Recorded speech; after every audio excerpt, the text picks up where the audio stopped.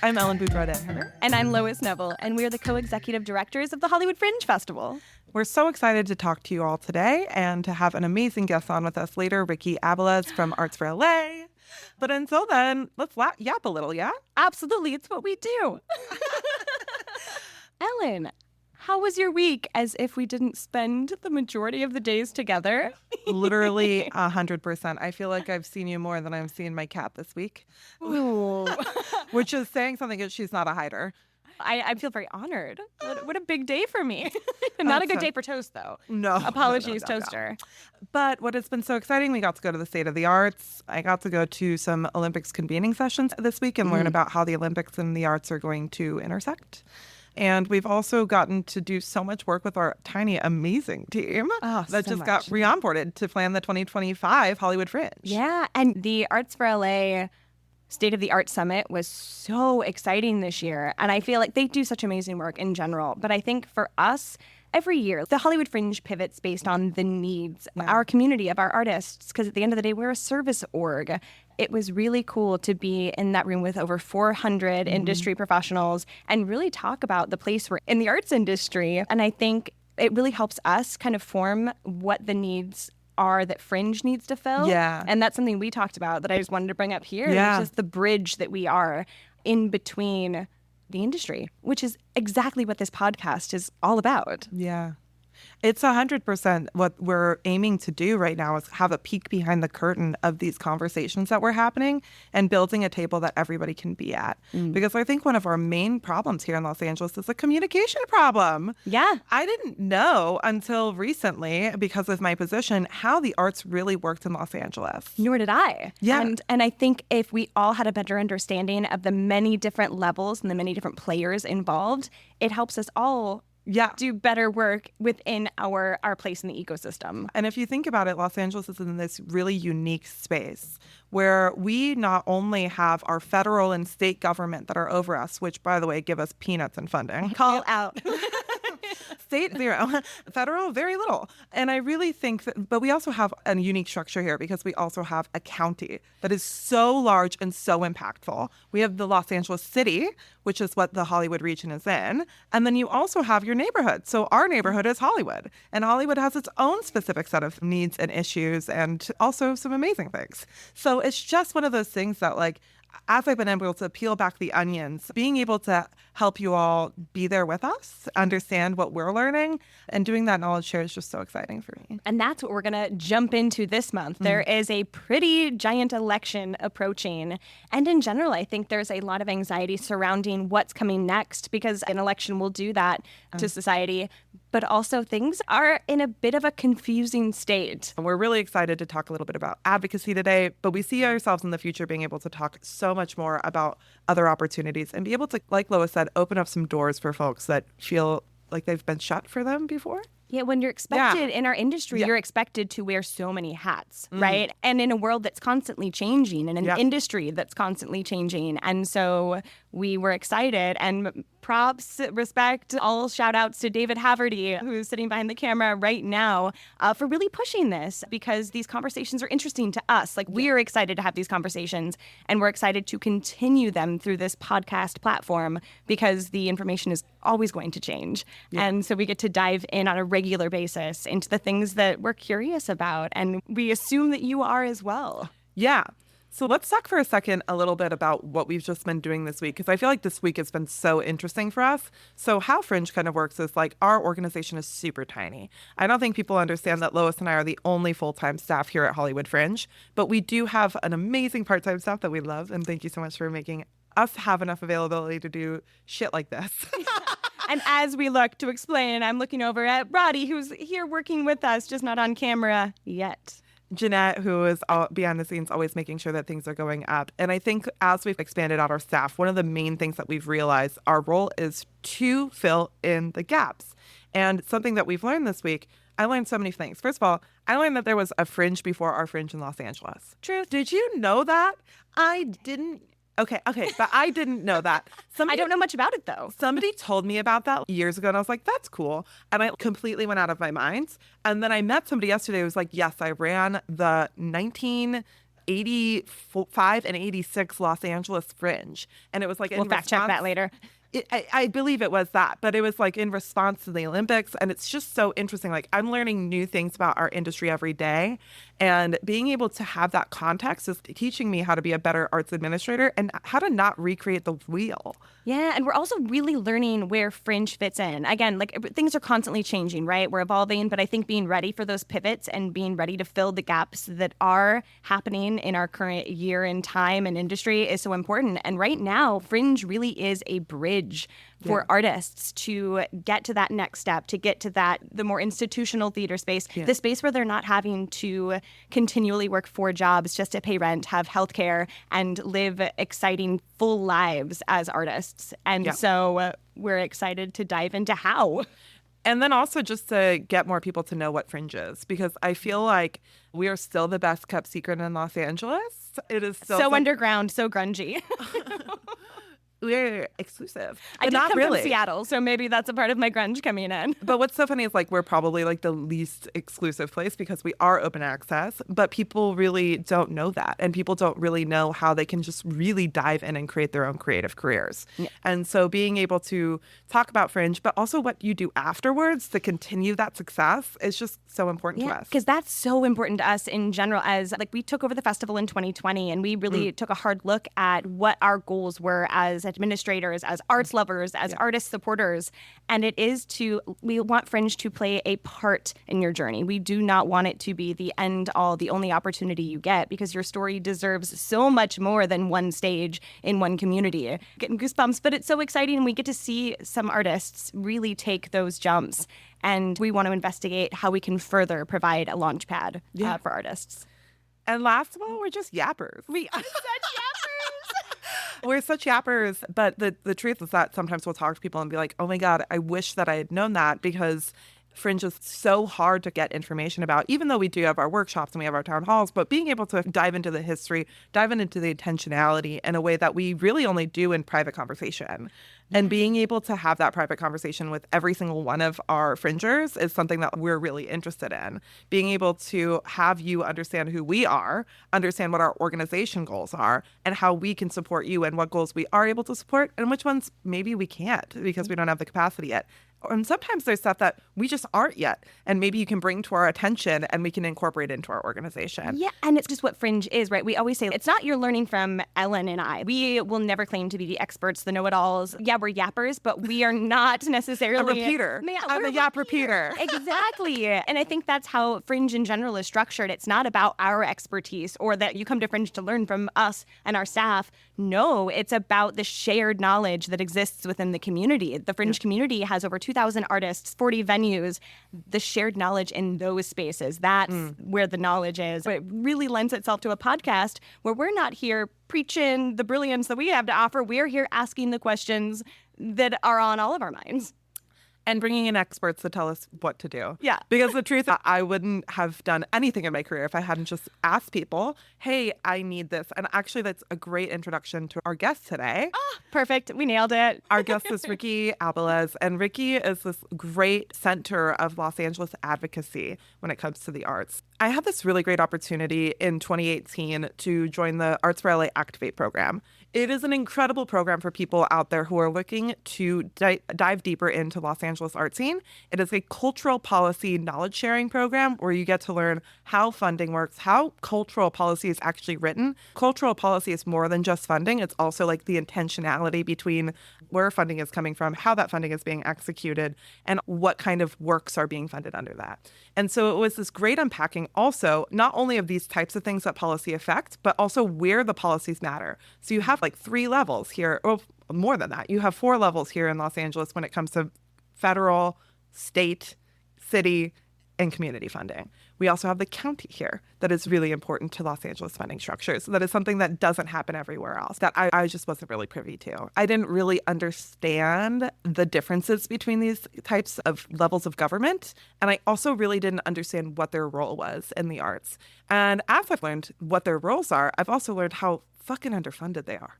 and how much of a risk we are here in Los Angeles. We have the most in artists here in Los Angeles across the country. When they were surveying 946 cities through Data Arts, we had the most, number one, amount independent artists. We also had cultural service organizations. We have so many of them. But what we really don't have is funding. We are 946 out of 947 when it comes to state funding. We are really far behind in the 140s, I believe, when it comes to federal funding. When you really look at the differences of how funding operates here in Los Angeles versus Florida, for instance, yesterday at State of the Art, it was about $2 spent per person on the arts versus here we spend about 60 cents. The data is just crazy. If we're that much further behind Florida, what are we doing? Sorry, Florida. I'm not. I'm calling it what it is. But our Florida Fringes would actually probably concur with us because I don't know if people know what went on with our Florida Fringes, but Governor DeSantis cut all of the funding for the arts because of the sex festivals that were the Fringe. So the Fringe is this really contentious place in the arts. It's also here in Los Angeles in a contentious funding structure because our funding structure is not really so stable. And so here you have a lot more arts that are being funded by corporations, being funded by individual donors, which means you have to have a certain level of access as well as a certain level of removal from criticism and kind of PR strategies to be able to make that art, which sometimes is hard. And I fully believe that private funding is necessary for the arts. I'm not saying that we should never have private funding. I'm saying when there's a disbalance between federal, state, and private funding, we have a really hard time having a fully inclusive and fully community representative structure of the arts. And the arts are integral to our society, to our city, county, country. So it does need to be funded to make sure it maintains. Yes. So that's like something that we were thinking about. That's one of the things. The other thing that we were thinking about is our artists that have to be activists for their own communities. I think about all of the shows that have gone through Hollywood Fringe that have really made an impact. I'm thinking of Ya Basta, Time's Been Up, which was about the janitorial strikes for night workers that were dealing with rape on the night shift in Long Beach and in other communities. I'm thinking about Bluesology from this year. Gil Scott-Heron's Bluesology, which was the poems that Gil Scott-Heron recited by these amazing poets that ring true today, even though they were written 40, 50 years ago, some of them. Yeah, and the fact that art has the power to change. And I think that's a constant discussion and a constant weight. And I don't want to say that lightly because it is a weight that artists bear in being the best avenue to actually affect change, affect hearts, because it is art that affects. You have to have your heart changed. If you are stuck in one way of thought, it is through art because your heart is changed. You have connection to other people, and especially in live theater where you're sharing space, air, and a specific moment. It's not on television. There's no disconnect. And so it is so important that there are artists who are willing to hold that weight to make that change through their art. 100%. So let's dive in. I'm going to really quickly introduce my friend and the director of policy and organizing for Arts for LA, Ricky Abilez. Tell us a little bit about yourself and maybe a little bit about what drew you into this work in particular. Yeah. Hi, my name is Ricky Abilez. My pronouns are they, them, and I am the Director of Policy and Advocacy with Arts for LA. I grew up in Ontario, California, which is a really small town by a bunch of dairies. Did you know I grew up in Hemet? No. I did not know that. That is so funny. I have family in Hemet. Oh my God. Small world. That is wild. It's like LA adjacent. Yeah, so you get it. Yeah. I always tell people I'm from LA because that's basically what it felt like. Yeah. And I have family out here too, so we'd come out and visit a lot. But that's where I grew up. And there isn't a lot of exposure to the arts out there. No. But I always loved being creative. I was a crazy kid, very hyperactive, loved putting on what I called parades. And it was like little theater performances with my siblings, who are also very creative. My sister was a dancer, and my younger sister is also a singer. And I would write little books growing up. And then in high school, I got involved in theater and fell in love with that. And so I got my BFA in acting from Cal State Fullerton and was really passionate about telling stories that would make a difference in society. And so while I was at Cal State Fullerton, I didn't just study acting. I started to produce plays for social justice, both at the university and also outside of it. So we did some stuff in Orange County at Theater Out and at Grand Central Art Center in Santa Ana, plays about gun violence and sexual harassment, and really trying to make a statement. And when I graduated, I knew that I still wanted to be an actor because I just really believe in the power of storytelling. And I always call actors the eighth wonder of the world. I love that. Because it is so hard to make a living as an actor. And you have to go through so much to find what society deems as success. And so I pursued regional musical theater for almost 8 years. I had a blast, worked at theaters like South Coast Repertory. I've worked with Rogue Artists Ensemble, who I absolutely adore. They're a great organization. I produced one play with Fringe Hey! in 2017, if I do recall correctly, which was a blast. And I traveled and performed too. So I've done stuff at Denver Center for the Performing Arts.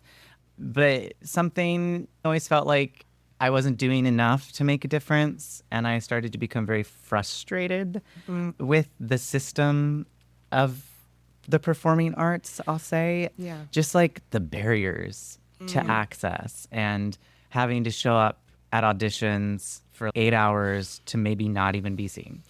The disrespect of time. Yes. Yeah. Like I've tried to tell so many folks it really is disrespectful because folks don't understand like actors are taking time off of work to go and audition. They're losing out on money.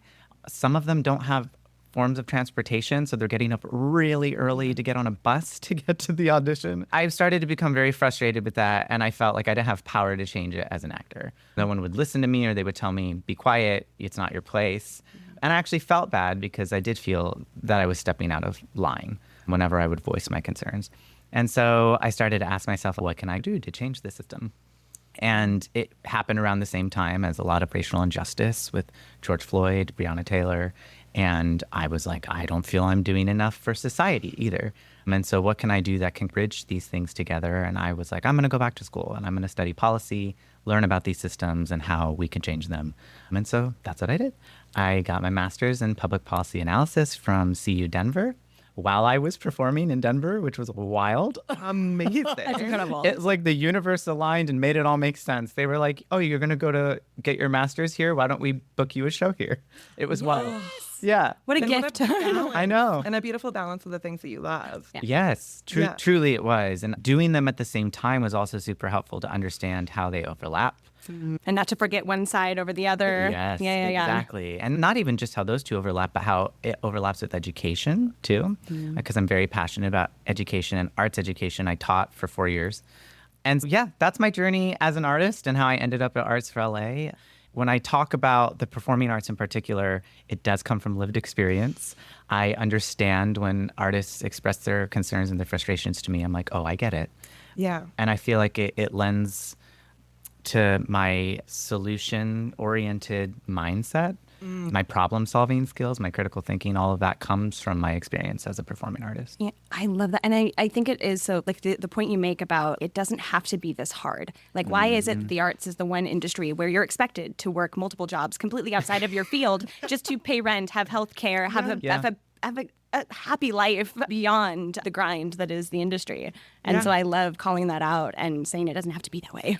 No. Yeah, and even sometimes when you have those service jobs or those other jobs that are run by people who are in these industries, they still won't be giving excuses for actors to be able to take off time to go do an audition. No. Right. And so it really makes it not accessible for a lot of people to be able to pursue their passions. And it means that people who do have privilege are getting ahead a lot further and a lot faster because they don't have to go to work and they don't have to run their schedule by somebody else. I know a lot of artists who have been unhoused before and are still going to auditions. Yeah. No, too. It breaks my heart that over 50% of people who participate at Hollywood Fringe are under the federal poverty line. And what is so awful to me is that there is not a lot of access for people to produce their own work outside of Fringe, but Fringe does cost money. And we're trying to make sure that we have these initiatives to fund those artists to do that work.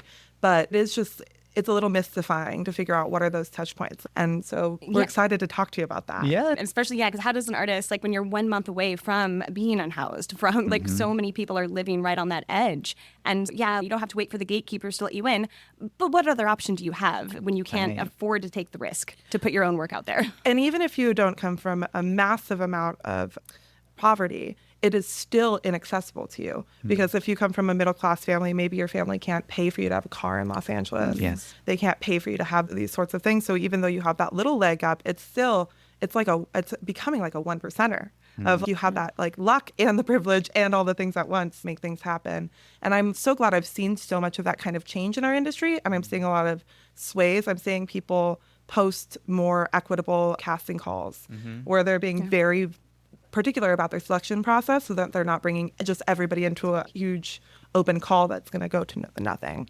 Yeah. On top of all of this, I think what's so hard too is it's difficult to know as an artist, especially starting out, like where are the entry points and how do you get started? And like, how do you navigate the complexities? Because even with something like going to an open call, and this is just a personal feeling and thought based on my experience, but I've always wondered like, why can't people just book appointments? Yeah. Why do you have to be in the union to book an appointment to go to an audition? If we let everybody book an appointment, then you could maybe still work that day and audition, right? Like that is so wild to me that we expect people to show up and wait all day long. And then if they don't get seen one day and there is a second day, they have to call out of work the next day just to hope they get seen. That is, to ask someone to do that, that's why we lose so many artists. And that's from the funding side, right? Because those organizations are not able to staff their organization in a way where they can make those appointments happen for artists. I see so many organizations that are so underserved here in Los Angeles that they're not able to create equity that they want to. We've gone through that where we've had to be for us, equity is being very honest with our community of what we can and cannot provide because we have to make some really strategic choices about our staff's time in order to make a fringe festival happen. Yeah, and you don't want to not come through on promises you make. So that key is making sure that you have the resources to live up to the standard that you are promising your community before inviting them in. Because that's the other thing, right? When we're talking about artists spending 8 hours to go to an audition, is that company even worth working for? Because there's not as much, and there is now, thanks to amazing orgs like Blacklist that are really being vocal about what companies are equitable and that should have our focus and should have our attention. So at least artists aren't wasting their time on those 8-hour auditions only to find out, I don't want to work here. I don't want to be a part of this. And this is such a good point too, because I think there is a misconception on behalf of artists, or on the side of artists, I should say, that maybe organizations aren't trying hard enough, but it's expensive to create in LA. And AB5 was helpful for the artist in the sense that like you get paid in quotes, what you deserve, because they should be paid more than $15 an hour. But you're getting paid something to create your art. But organizations aren't getting the funding that they need to actually pay people. And also, so many artists do thrive and off of being independent contractors. Right. In all aspects of their life, they're able to write off more. And to be honest, artists are paying more in taxes. Artists are paying more and having less that they're able to organize around. And then they're having less work because nobody is doing the same seasons that they were able to before. No, but let's not even bring up the fact that the companies that it was intended to really check and balance Lyft, are continuing to do what they do because they have money to they got do a what they waiver. want. They have lawyers that can come and tell us whatever they want. It harmed the ones that actually need the support and the folks who it was meant for are getting away with like crime. Yes, I hear that. I also think there is a demeaning that happens, like self-deprecation of I'm not good enough to do it full time. And some folks don't want to, right? Yeah. But a lot of folks will feel like, oh, I'm not good enough. They tell themselves that because they're working all of these different jobs. Like, I'll speak for myself. At one point, I was a housekeeper, a barista, an educator, a performer, all of the things, working for a nonprofit all at the same time.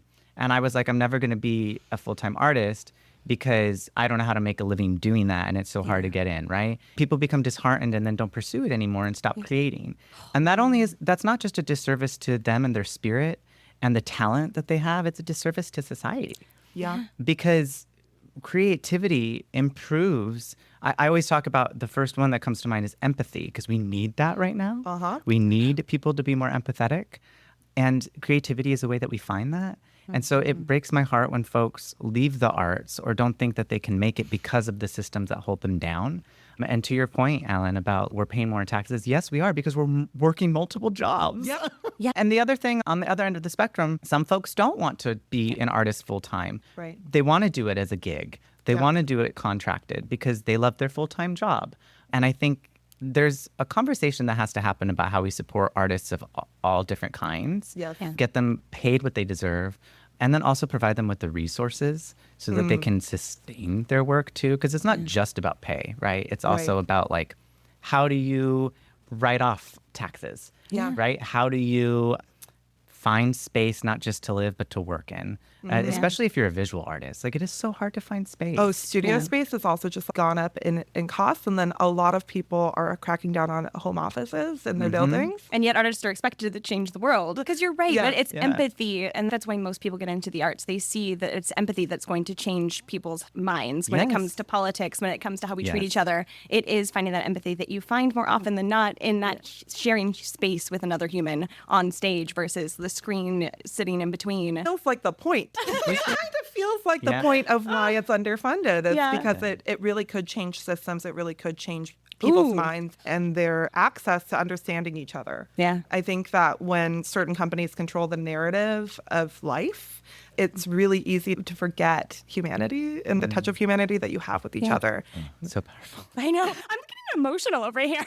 It's why I believe in community theater over anything. Yeah. I think that community theater is what changes lives. And community theater, it often is the touch point for young people. Yes. That's where you start. That's where you discover theater and creativity. And yourself. Yeah. It's And a safe yourself. space And- in the world that is awful at times. And that is the most important part, because so many people who do community theater growing up don't end up doing the arts, but it completely changes them. And it makes them better workers in whatever field they end up in. It makes them better people in society, more empathetic, as we've talked about, compassionate. Also, there's all the data about how it decreases recidivism, it increases graduation rates. And also, I'm going to pitch this, Your Brain on Art is an incredible book about how the arts literally heal us chemically and physically. How much more evidence is needed to explain why the arts need to be funded? Yeah. Up on poster board. Yeah. And I think that's why so many artists end up being activists. And so what we're talking today about is artivism, which has so many contexts, right? So you have artists that become activists and who are active organizers. You also have artists who do political art or are doing storytelling in a way that is impacting their community.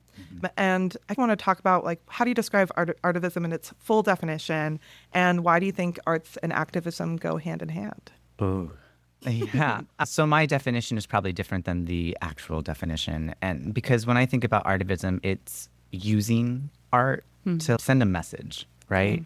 It's to make a statement about something that you're passionate about. And I think there is a lot of conversation about what artivism means, because we've talked about at Arts for LA too, arts administrators can be artivists, right? And maybe they're not creating art. Yeah. But from my point of view, anything can be art. Yeah. And because creativity happens around us all day, every day. And so this podcast is art, right? This is artivism. Yeah. Just talking about it is artivism. Posting something on social media, if it's a video, there's a lot of creativity needed to edit a video, a 1-minute video for TikTok. I think one of my hills I will die on is that Instagram and social media is a form of art. 100%. I 100% agree with that. And I don't care if you're just yapping to your best friend or if it's something that you're doing a dance or you're doing something that is actually visually creative. It is creativity. Because it's bringing a vision to life. And helping you explore that vision. I feel like that's it's a free tool to find what your focus is and where you really feel strongly about, because you're creating within that free platform. And I think there are different levels of artivism too. Like, you can start small in quotes, because I don't really think any art is small, but you can start with social media. You can start with a podcast. You can start by, maybe it's like a drawing, putting that in an ad. Like, you'll see like a lot of political cartoons. That's artivism. Or it could be something really big. Like, you're going to take production on tour about immigration and how it's wonderful for the United States of America. And you're going to take that around the country to increase empathy towards immigrants. And that can be the mission of that play. And so there are a lot of different levels of it in my mind. And then in terms of like how I think arts and activism go hand in hand, this comes back to why I went to school for policy after having all this lived experience as an artist. And you see the overlap in that policy sets how much funding goes towards the arts. And then the arts is used to champion more funding, not even just in the arts, but for affordable housing. Yep. And so really funding is like, when it comes down to it, I feel like funding is a big part of why we advocate. Yeah. And then also with education, I'll go back to that too. The arts and education are so interconnected. And yes, we can say arts education because that means a specific kind of education. But even beyond that, like they're so interconnected because the way that we teach folks math, for example, is so visual that you do need to be creative to get young people to understand complex information like that. English, we're reading. Which, hello, that's art. And how many books do you read when you're in high school? And then you have to write reports about them. And you often will go see like a Shakespeare production to supplement one of the plays that you've read in your class. And so the arts are already integrated without us having to try too hard. And then, of course, there's the movement for more arts integration, to not just rely on the fact that it's happening, but to intentionally incorporate creativity into the way that we teach our youth. And that overlap, it's so prevalent. And you can't, when I hear a question like this, I'm like, you can't really separate them, even if you wanted to. And we shouldn't want to. And in fact, I think it's so important to point out how not separate they are, because I do think people forget that, especially the longer it's been since you've been in school. You forget how these classes operated. I love seeing more and more work with educators, like artists who are partnering with educators to make sure the educator is thinking about these things in the classroom. I also think in a historical context, the arts and the sciences were one in so many societies that we look towards, and both are being dismissed in different ways. I want to give a shout out to the Getty for PST Art and Science Collide, because one of the reasons that is so cool is what you just mentioned, the fact that they're both under attack or being forgotten or not being taken seriously is really what it is. And so to see that connection is really powerful. And then also, again, this book, Your Brain on Art, one of the things they discuss is when they send, let's say, nursing students to a museum just to look at art, it automatically increases critical thinking needed to operate on medical procedures. Yeah. And that is insane. That just looking at a painting can do that to your brain. Okay, we're going to switch gears a little bit because, we can't talk for hours. And it sounds like post-podcast later on, we just need to go grab a coffee and hang out and talk more. Totally. Because this is fascinating. Yes, we do. But I said it earlier. So, Ricky, I've done a little bit of a deep dive. Being our first podcast, I am realizing my favorite part is just getting to snoop with purpose and to know people, because people fascinate me and I love finding out more information. Feels less weird than just Googling someone. So you're welcome, Los Angeles. I'm just going to be snooping for the rest of this podcast. But I've seen in past interviews that you have been brilliantly vocal about the topic of risk. And as what I call myself a self-efficacy junkie, I just love what risk does for the person. And I would love to hear you talk more about risk and when is it important, how to be intentional with your risk as a human, as an artist, and as an activist. Yes. As I'm sure you've read, I believe that, again, like there are different levels of artivism, there are different levels of risk. So there's the personal risk of pushing yourself out of your comfort zone. Let's say you're an introvert and you get really anxious around large groups of people. Pushing yourself into a really large group, like maybe going to a networking event, taking a risk. Huge risk, because you don't know, am I going to have a panic attack at this event? And take baby steps, but that's important, pushing ourselves out of our comfort zone, because it's the way you meet people who will open doors for you. And this isn't just about networking to get a show. It's like networking to build relationships and friendships that will heal your soul. And I know maybe that sounds too deep, but I believe that. And I'm often told, oh, you have too many friends. And maybe there's a little bit of truth to that because I can't keep up with everyone. But I don't really view it that way. I more think that we were put on Earth to connect with other people. And to create experiences together, to create art together, and to take care of each other. And you can't really do that if you're not exposing yourself to people, right? And that is a risk because it's scary to be vulnerable with someone that maybe you don't know that well, right? Absolutely. And that is the power of shared humanity. And so there's that level of risk. And then there are the big risks. So when we talk about organizations taking risks, politicians taking risks, I think it's about stepping away from the status quo and being very vocal about a change that is necessary to actually progress in society. That can be very scary. Yeah. And I have a lot of empathy for politicians and their staff because it is a very hard job. And you're under a microscope on a daily basis. And there are some folks who really do mean, and they really do want to make a difference. But the system is so vast that it's hard for one person to cause astronomical change. Yeah. I do believe that. And at the same time, we've seen in history, one person actually can cause that change. Yep. When you actively make a decision, like, if I don't get elected again, that's fine. If my career ends, that's fine, because the greater good is more important. And that is very rare to find that in someone. But taking a risk and stepping outside of your comfort zone and going against the status quo is so important. Yeah. And I think we see some of that. That doesn't mean that we can't criticize politicians' decisions. Absolutely. Yeah. And I think that is so critical is that providing the context to know why they did, but then telling them, hey, if you want to be radical or speak to your values, we need you to do this instead. It provides so much more context for us to understand why they're making those decisions and how we can have productive conversation. Yeah. For government to work the right way, we need to listen to each other more and be ready to meet each other at the table and to compromise, which is a scary word, I think, for a lot of folks right now. Yeah. And it's 100%. And I think just to bring it back to community, because we're going to shift into more of an LA specific talk, but like when it comes to office hours, I'm going to bring to Fringe for just a quick moment, but at our office hours, it's a chance for the artists to get together and it's networking, right? But what we see happen and the magic that happens isn't the networking. It's not the getting the butts in seats.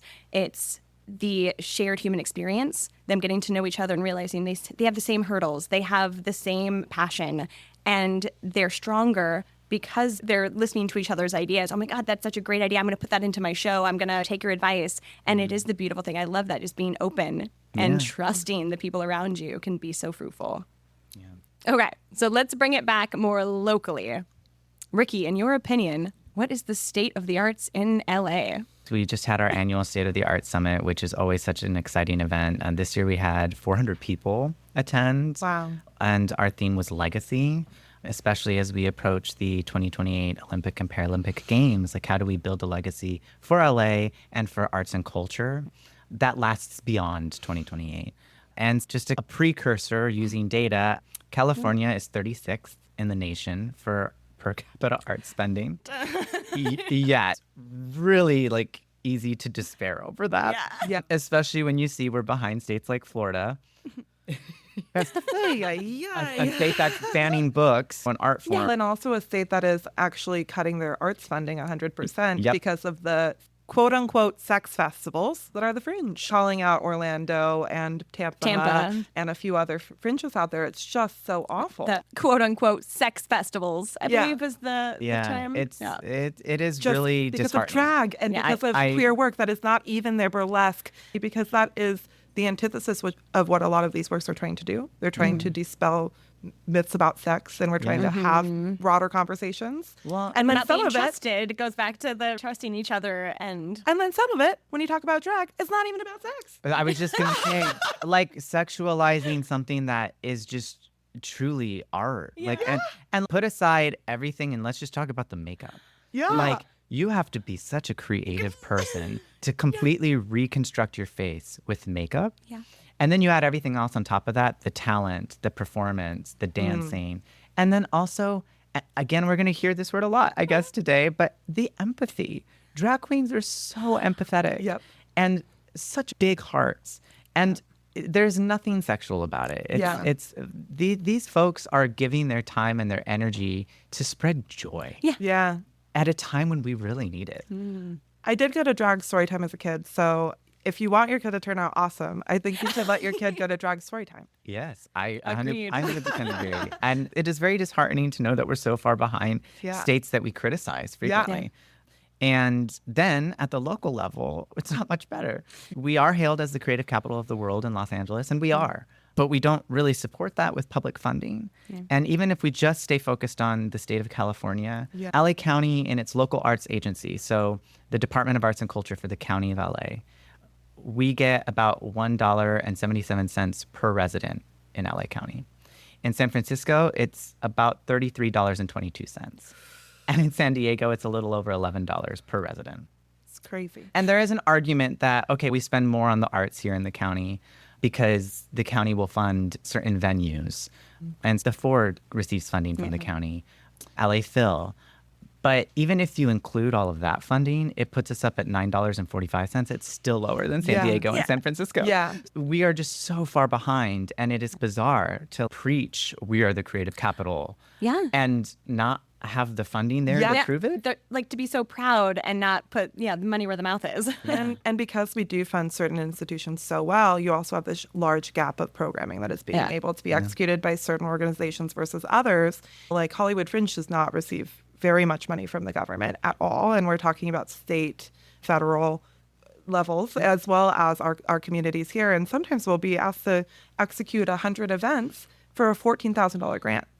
Yeah. And that is just not enough to produce one event, let alone 100. Yeah. And we're hearing this so much in community, and not only that you're not getting a lot of money, but also it tends to be reimbursement. So then you don't get it until you've already done all of the programming. Our fiscal year has ended before we've gotten some. And just the hoops you have to jump through to even apply for such a small amount. We've heard so many folks tell us, we're not even going to apply this year. It's like the snake eating its own tail, right? Because, and I understand this argument that elected officials will share, we can't make the case for more funding unless a ton of folks are applying, so we can show the demand is there, so then we can get the money to meet the demand. And I hear make your application easy. Right.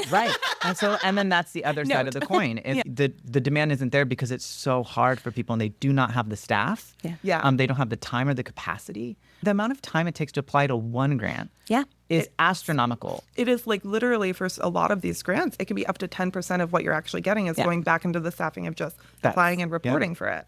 And that money should be going into the hands of our artists. Right. Exactly. It should funnel to the right places and not We're not get even stuck. talking about executing the program. And they require so much data, but there also isn't really any training available for like, how do you collect that data accurately and actually use it in a way that is compelling in a grant application. And then also some folks don't have access to some of the data that's requested, like how many clicks did you get on your website? Folks might not even know how to go look for that. And there are far too many documents that need to be submitted with a grant application. We know that. And we hear from the field that not only is there little funding, but what there is a real need for is multi-year, non-restricted funding. And not related to a program. So that we can execute the program of our organization and then apply for other grants to execute programs. Exactly. Because so many nonprofits have gotten really scrappy and good at making a program function at very little cost outside of staff hours. But we're cut off at the knees when we're not able to pay the staff to do the program that could be pretty cheap and give most of the money to the artist when we don't have the operational fund. And that's what we hear the most, is that the most expensive thing and the hardest thing to keep is the staff. And there is not really any general operating support. And in the county, the only general operating support they offer is the organizational grant program, which is a fantastic program. And I know they've been working so hard at the Department of Arts and Culture. And Arts for LA has been championing an increase for that program for almost a decade. And we finally got $1.2 million, which is super exciting. Yes, absolutely. I'm a big fan and proponent of celebrating small wins. Love that. And at the same time, we know it's not enough. It's both not can be true. anywhere near enough. Yes. We asked for 4.5 and that wasn't even enough. Because really what it should be is like quadrupling the amount that we currently have, which is 4.5 million. We're very far away from where we need to go, but a small increase is helpful. Has it been 15 years since the last 15 increase? years. I'm thinking about our theaters that have a brick and mortar space. The cost of keeping your space is just so hard. And even if you're in a government funded building, for instance, so some people who are so lucky that they're able to get county space or they're able to get city space, you can't fund the facilities repair. You can't fund the upkeep on those spaces because there's no grant programs for that sort of work. Well, and it's wild too that in a lot of those spaces that the nonprofit is expected to do all of the like improvements. That doesn't make any sense. Or even when you're renting from your landlord and you have to keep making these roof improvements or things like that. Or get permission to make accessibility changes into the space. It breaks my heart that I've known multiple theaters who have floods or things after the rain that have destroyed equipment, and they don't even have to just worry about the equipment. Their landlord has made it a part of their job to have other improvements in the space because of the roof leak. Wow. And like then it gets into this battle, and like there just doesn't need to be this battle. If we really had a really well-oiled machine, we would be able to fix these problems, and we'd be able to come to people when they have emergencies and be able to make it easy for them to continue programming a year later. But instead, they have to fight and then sometimes not reopen. Yeah. And that is the state of the arts right now, is that so many organizations are just closing permanently. Yep. And not even just losing space, they're going under and they're not coming back. Yeah. Or going down to one team member, which how do you operate with just one person trying to keep an org alive without, again, the trust, because it takes group effort to do anything of quality and to not be able to have that camaraderie. It's genuinely heartbreaking. And organizations I've worked for, organizations that I go and support, where I see theater on a regular basis, they've all told me this year that they're on the brink of closure. That next year, if they do not get funding coming in, they're done. Yeah. That is so heartbreaking because they're doing incredible work here. Celebration Theater, the longest running queer theaters in the nation, but especially here in LA. And I'm on the board there. They do fantastic work. Such good work. And if we lose that type of theater, who's going to tell the queer stories? Well, the Transcestors was such an important work that happened at Fringe. I think it was in 2022. 2022, it was phenomenal. So powerful. And so many people came to that show and were talking about how they needed this. They needed to see that representation. They also needed to hear those stories. And also so many people are like, oh my God, it's me on stage. Yes, exactly. Cool I remember the first time I went to a Fringe show that really made me like really tick was I saw a fat woman on stage doing a great show that wasn't about being fat. And I was like, God, yes. Yeah. I'm so tired of it. It's so boring. There's so much more to fat people than being fat. Well, and the point of representation is to have people who look like you and who have your experience to tell that story, because then it's more authentic and it's not this caricature of what we think the experience is. And then you cast the fat person or you cast the Latino person. Or check. There's so much work to do. And there are arts education nonprofits that are on the verge of closing too. And then where are our students going to get their free programming? And Prop 28 is a really exciting opportunity. And obviously it's meant to expand arts education in schools, hire arts teachers. That's so important. But what we're running into with an opportunity like that is we've relied on nonprofits for so long to train our teachers and to offer programming in schools. And a lot of partnerships are dissolving as a result of this money. And we don't have the teachers to fill the space. And so it's, what do? We have all this money, and now what do we do with it? And so the state of the arts, I think, right now is confusion. And specifically around funding, I think what's scary about it is not only are we not getting enough funding from the government, but private philanthropy is leaving the arts a lot too. And we're trying to figure out why. And let us know when you find out. Well, we do think that a part of it, based on what we're hearing, a part of it is there is a generational shift happening with who's running a lot of these foundations. And so priorities are changing as to what they fund.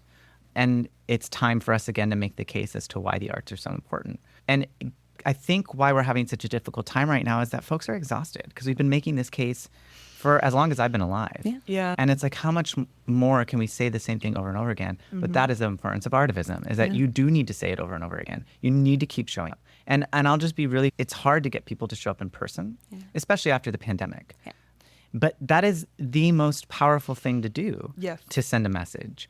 Because when I go offer public comment on behalf of the arts and it's just me and one other person from our staff after we've asked folks to come, that doesn't really send the message we want. When you show up with 100 people in red arts advocate shirts and they're all there showing support, waving signs, and about 10 people speak in support of the arts, that sends a message. And that is how we got the $1.2 million increase for the OGP, is they were like, wait, 1,500 letters came in this year asking them to increase it again. And then we got about 100 people to show up for a report that we did at the Board of Supervisors. And they saw that and said, oh, it was great. People want it. Sea of red shirts and everybody talking about having a buzz in the room about we have this common goal and we all have this one thing that we know can be actionable. Anytime I've ever shown up for an Arts for LA activation, it's felt like I'm doing something and I feel it tangibly in the room that I am making an impact in my community. And it's the coolest feeling. You're going to make me cry. That's what we want. And we're so excited because we haven't done a big advocacy day in a while here in LA, but we're going to do one next year. We're bringing it back. Let us know so we can help share it. Oh, we will. And it'll happen in April. Hopefully, fingers crossed. And we're going to come up with a list of priorities that folks champion, and we're going to aim for 100 people again. We're going to do it at City Hall, and not just with the supervisors, but with City Council. Yeah. Because that is really how you bring about the change. And I get it. Elected officials want to see that enough people care, that it's not just one or a few people asking for the change. Yeah. And then on the other end of the spectrum, it is hard to show up in person often because you have work to do. You're trying to run your business. You're trying to run your nonprofit. You're creating your art. You're working your multiple part-time jobs. It's hard to show up in person. And so what I would say, too, is that there are opportunities, depending where you live in the county, to do it virtually as well. You can call in and offer support and do it from work. Yeah. And we try to be good at Arts for LA about letting folks know, okay, in about 10 minutes is when they're going to call for public comment, so be ready. Yeah. Because folks aren't going to watch the meeting for 6 hours Yes. until it's their time to speak. And just because you do it once, you don't have to do it every time. Right. I think that's such an important thing that I learned, because I've been really interested in this concept of torch bearing and being able to pass the torch and being able to, when you need a break, being able to take a break. But we need more advocates so that we can take breaks. Yeah. Because right now, I think a lot of arts activists are very burned out. Yes. I myself have only been involved in it since I started with the LA County internship program. They really put that into your head to be an arts advocate. Yes. And I think that's what's so great about that program. But you get burned out and you need other people to pick up that work. And then you need to be able to pick up that work for them when they burn out. And being able to have more shared responsibility just makes us have a more equitable sector. Yeah, and just show up, right? I think I love an actionable. I love knowing if I'm listening to something, what is a step that I can take that doesn't feel overwhelming? And even going back to what you said about being an artist, Ricky, where it's like you feel like you're never enough. You feel like you haven't, you've gotten enough experience, whatever it is, to show up. What I'm hearing, and I want to make sure the audience gets too, it's like just show up. Like at whatever stage of your own activist journey you were on, showing up really does have an impact. And so not letting like something like, oh, I don't think I'm ready for that, keep you back. Yeah, and don't be afraid to ask questions. Yeah. I think there's a lot of fear, too, about not knowing about something. And you don't know until you ask the question. Trust each other, ask questions. Right. And also, don't be afraid to reach out to an elected official. Like, folks would really be surprised how responsive a lot of them are. Yeah. And it might not always be the elected official. It will be like a staff member. But a lot of them are very responsive. And that's actually better to get a staffer, because you're going to get the person who's actually going to get the work done. Yeah, they'll keep bugging. They won't stop. Right. Yeah. Well, and they're the people doing a majority of the work. Yeah. Like, they're writing the speeches. So they're setting the agenda. Yeah. I always encourage folks, again, it can be really scary, but maybe this is controversial to say nowadays, but I love our government system because it relies on people being involved. Now, are there a lot of barriers to getting involved? 100%. It is way too hard to participate. But the fact that it does rely on participation is what I love about it. That is the beauty of a democracy, a representative democracy, is that, of course, we all can't be making the decisions all the time. And it's too much to have that weigh on you on a day-to-day basis. So you elect people to go represent your needs and your desires. But in order for them to actually do their job, you have to hold them accountable. Yeah. And you can't do that if you're not ever interacting with them or their staff. And it does seem like this very far away, scary thing, but it's only that way because that's what we're told it should be. Yeah. As opposed to understanding, no, it's actually pretty easy. Go meet them. Yeah. Have a meeting with your elected official. They'll do that. Yeah. Because they're supposed to. Yeah. They don't get a lot of requests, but they'll meet with you. Yeah. And that's important because a lot of them will listen. Yeah. And the more they hear, the more they want to do. 100%. I'm going to switch gears a little Please bit. do. Ooh, gear switch. Will you accept an offer from us to do a 2-minute rant to dispel a myth about Los Angeles culture? I'm so excited. I think that the biggest myth is that LA is only a TV and film city / county. Yep. And obviously that is a big part of our culture. It's how people know us. But it's a myth because the nonprofit scene here, the theater scene, the visual arts scene are so broad and vast. And so much of what I see is that folks who start off in the visual arts or in theater or in a nonprofit end up being the ones who go act and perform and produce and direct TV and film. Yeah. Yeah. And so we are the pipeline Yes. to that. And there's always these comparisons between New York and LA, and like New York as a theater city and LA as the TV and film city. And what I really would love to communicate is that both are both. Yes.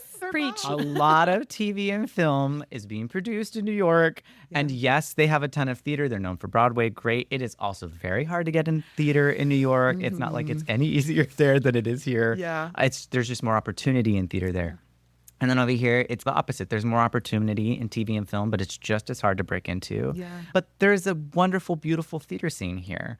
And so I kind of resent this idea that you have to go to one or the other depending on what you want to pursue. You can be an artist of any kind in either region. Yeah. Is that 2 minutes? I was 1 minute and 30 seconds. Oh, my God. But you hit all the points. Well, good. That was perfection. Thank you. And I feel like that's a conversation we're constantly having as we're a theater festival in a film and television town. And it's, I love, so I'm gonna grab a couple of those talking points because you're 100% right. Yeah. And both of us have similar skill sets. Yes. People work in both a lot. And I think being able to talk about how many artists are multidisciplinary and how many artists work in so many different contexts and realms will help us have a better understanding of how to fund the independent artists. Because right now, I think who's struggling the most is our independent artists. Our organizations are struggling so hard, don't get me wrong. Yeah. But without there being a lot of funding for individual artists to do individual projects, we're not seeing a lot of that work being able to be done. So accurate. And we talk a lot about this at Arts for LA. Our CEO, Gustavo Herrera, is like super passionate about this, like direct funding to artists. Because I think also... what we forget, too, is that we're in a digital age and people are creating things every day very easily. And what we like to point out is imagine what could be done, what artists could accomplish if they had the money to do more. And not just digital media, but like all sorts of media. And we can be so innovative about this, too. Imagine what we could do if city or county government would offer free space to produce art, right? Yeah. And that removes a barrier so quickly. If there was a way to fund all of the equipment required to do something like a podcast. Yeah. And so you're just focused on creating the art. A resource like the Octavia Lab is the Central Library is like a great example of what could be in more communities and being able to access something like a podcast studio that they have there. They have sewing machines. They have 3D printers. It is such an amazing studio, and being able to have more of that throughout the county just would be so great. Yeah, in kind, right? We're talking about it in our budget all the time. Like, the more we can just provide each other. It doesn't have to be fiscal. If you don't have money, that's fine. What do we have that we can offer each other and just help to make it work? Community, yes. Yes. I love both of these. I'm taking note of your suggestion, Ellen, because that's something that we can champion. And we hear a lot at Arts for LA, too, that there's a need for a central hub for all of the resources available to individual artists, but also to organizations, like a library of resources, because it can be very hard to find what you're looking for. And then to your point, I think about this so much, like offering our assistance to each other just because we care about each other, right? And I try to do my best at that. I know it's so hard to write grants, and so I'll offer to nonprofits all the time. If you need support, call me up. And if you have questions, call me up. I'm happy to help. Or to be like, if you need a volunteer to show up and help with an event, I'm there. I think that matters. And yes, we want people to get paid, but also if you have the means to do it and you have the time to do it, we should offer that more. Because it does pay in a different way, right? There's nothing that refills my cup quite like getting to help uplift someone. And it all comes back at the end of the day. That's how people are. If you give to them, they will give to you. And it'll be a moment that you desperately need it. So don't look at it as giving up my time or my precious time that I should be paid for, but it'll come back to me when I need it. Yes, it always finds its way back. Yeah. And at worst, oh my God, I got to do something really cool. I got to feel good when I went to sleep at night for helping someone. That doesn't suck as a feeling. Build community. Partnerships are so important right now. It's how so many people are getting work done, especially in theater. So many theaters are doing co-productions now to share resources and split the funds, the costs. Yeah, and we're getting better work because of it, right? Yes, and more inclusive and equitable work, too. Yeah. That's what's really cool, especially when large theaters like Center Theater Group work with a smaller theater. You're expanding your audience, you're including local artists. And I know that it's a huge goal of Snehal as the new artistic director, is he's really passionate about local artists and doing more equitable and diverse work. So they're doing a really great job. And it was so fascinating and heartbreaking to see that they were struggling with funding issues too, and had to cancel an entire season of programming at the Taper. Everyone's struggling, and so we're in it together, and we have to work together to get things done. And, and I think we can, it's so easy to get down on the dumps when we're talking about all of this, but I'm excited. It's hard. We're going to have to get through a lot of crappy moments, but what a cool community we can have by the end of it. And we can really have some special work, and again, just find relationships we wouldn't have found maybe if we weren't in that desperate space. And so thank you, world. The arts and artists always survive. Yes. We always find a way to do it. Yeah. We've made it through some rough times. And we're in a rough time right now, and we'll make it through. Yeah, absolutely. So to wrap it up, because man, y'all, we talked. I know, we went all over the place. 9 hours later. Just Thank God for the edit. Honestly. And I could do this all day. I know we all have things to do. So last question, we already talked about like why become an advocate. I think we got that. So we've given the inspiration. What are like 1 or 2 steps that someone could take tomorrow to get on that journey? Ooh, I love that phrasing, tomorrow. I always tell people the first thing you can do is go to Google, type in wherever you live, type in the name of your city, type in city council meeting. And immediately you will get a link that leads to the agenda for the most recent meeting. Attend the meeting. Go listen to what they're sharing, what's happening in your community. If you want to get super specific, you could type in arts in that Google search too, and it'll bring up an agenda that includes the arts. And go to the meeting. And then eventually, once you get a feel for it, I would encourage you to take the next step of offering public comment. Share your thoughts on what's happening. And this is not as complicated as it might sound to some people. No, it's just how you feel about the thing on the agenda. And so sometimes, yes, there are talking points to send a message. Other times it's just about sharing your feelings. And that is so valuable. Yeah. So that is one way. The other way, get involved with your local organizations like Arts for LA, like the Fringe Festival, folks who are doing the work to help build community, to make it easier for folks to interact with each other. At Arts for LA, we try to make it as easy as possible to take action. We have an action center through Quorum. You can find it on our website. You can sign up for an account. If you don't know who your elected officials are, when you sign up, it immediately lets you know who all of them are. Oh. So at the federal level, the state level, and the local level, you figure out who represents you. You also can contact them because their email and their phone numbers are included in our action center. Great. And then for taking action, when we put out an alert, it will often be like a one-click letter. So you can read what's written there, or you can just trust us. I'm so busy that I'm like, I just trust them. Not with our agreements, but with our letters, I'm talking about, it is great that you're able to just send an action alert through your site by just filling in the blanks with what you need to fill in. Yep. And because when you get involved, you can learn how to trust the narrative. I know the policy agenda of Arts for LA, which means that I know what's being advocated for, which means I can do such easy things to just It's just your name, your email, hit send. Yeah, or if it's new for you, what a great way to get to know the narrative. What a great way to get some of those words for your own talking points. Yeah. It's great. And to stay up to date too, we also offer a blog post on a monthly basis. It's called From Ricky's Desk. And it's just me giving a download of all of the things happening in the advocacy realm, but also policies that are being introduced for a quick download for folks who can't stay in the weeds all the time. So those are a few ways to get involved. That's awesome. Thank you. And thank you for all you do. Arts for LA does. It really does make it digestible and really easy to get involved, because it can be overwhelming to try to find all of these pieces on your own. So thank you for dedicating so much of your life to making the world better. Well, thank you. Thanks for having me on. Thanks for all the work you're doing, creating opportunities for artists and really creating that pathway. It's so wonderful. And I've seen so many powerful plays at Fringe.